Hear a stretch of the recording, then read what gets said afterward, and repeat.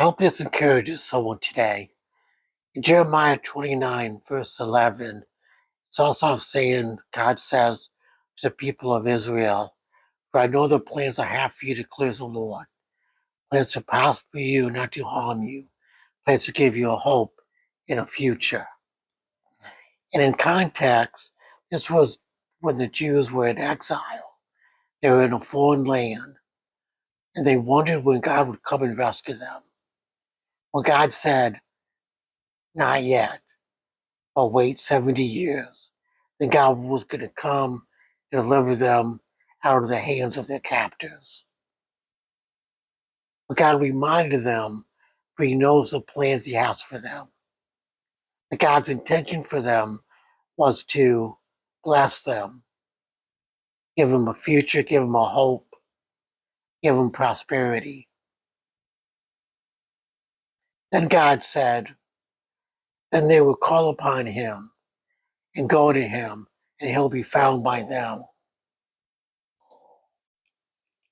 And when they would seek the Lord, that God would be found by them. So I just want to encourage you today. God knows when He wants to bless you. When things don't go right in your life, when things go wrong in your life, it means that God is about to bless you. God's about to elevate you. God is about to provide for you in a certain way. I'll give you an example. This January, my hours were cut at Walmart. I've worked at Walmart for 2 years now. My hours were cut where the first 2 weeks of January, I didn't work anything. And then the following 2 weeks, only worked on the weekends. So I went from 4 hours a week to 0 to 2 hours a week.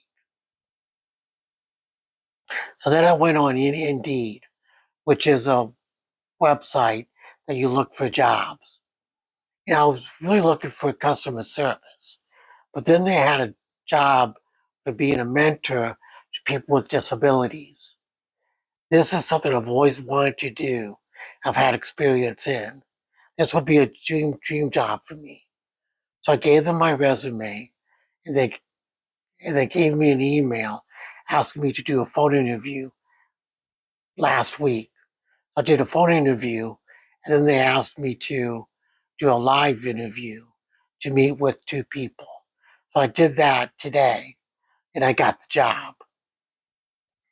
You know, God allowed my hours getting cut so He could propel me to something else.